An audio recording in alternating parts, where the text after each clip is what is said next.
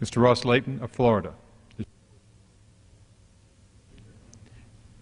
Does the gentleman from Texas rise? I ask unanimous consent to take my 5 minutes at this time. Without objection, the gentleman is recognized for 5 minutes.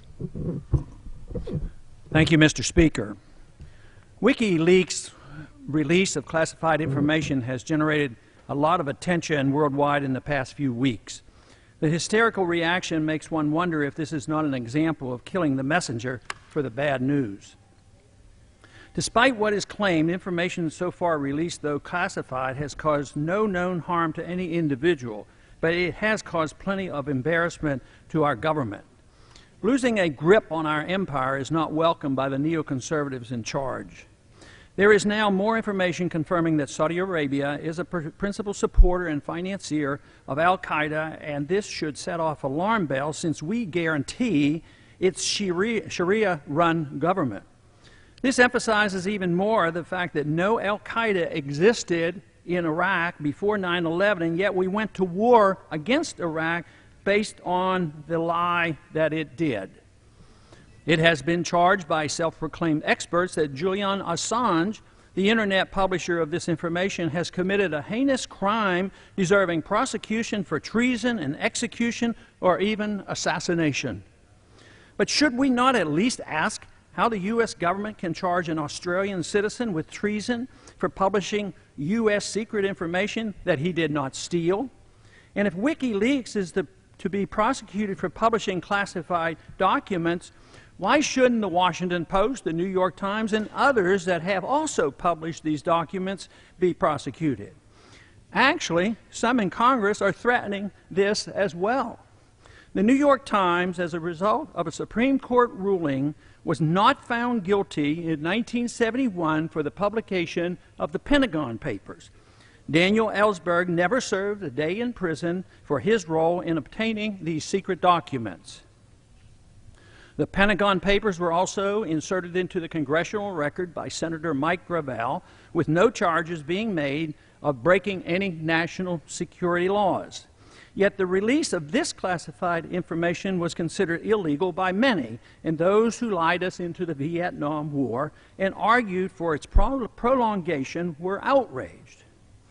But the truth gained from the Pentagon Papers revealed that lies were told about the Gulf of Tonkin attack, which perpetuated a sad and tragic episode in our history. Just as with the Vietnam War, the Iraq War was based on lies. We were never threatened by weapons of mass destruction or al-Qaeda in Iraq, though the attack on Iraq was based on this false information. Any information that challenges the official propaganda for the war in the Middle East is unwelcome by the administration and supporters of these unnecessary wars. Few are interested in understanding the relationship of our foreign policy and our presence in the Middle East to the threat of terrorism. Revealing the real nature and goal of our presence in so many Muslim countries is a threat to our empire, and any revelation of this truth is highly resented by those in charge. Questions to consider.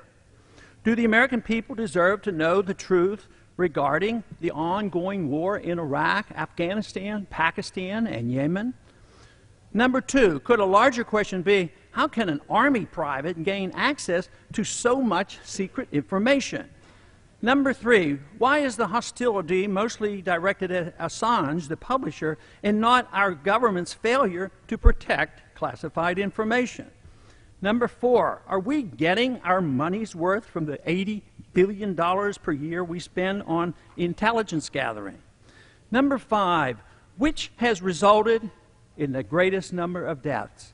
Lying us into war, or WikiLeaks revelations, or the release of the Pentagon Papers?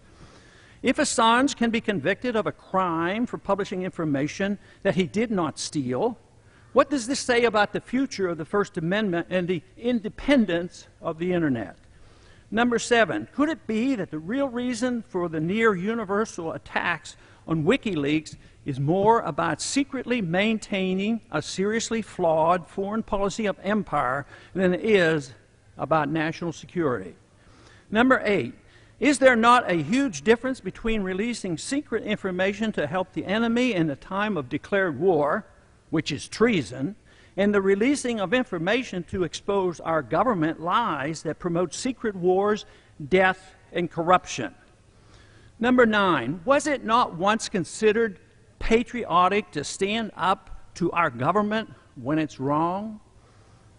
Thomas Jefferson had it right when he advised, "Let the eyes of vigilance never be closed." And I yield back the balance of my time. Gentleman yields back. Mr. DeFazio of Oregon. Mr. First Speaker. is the gentleman from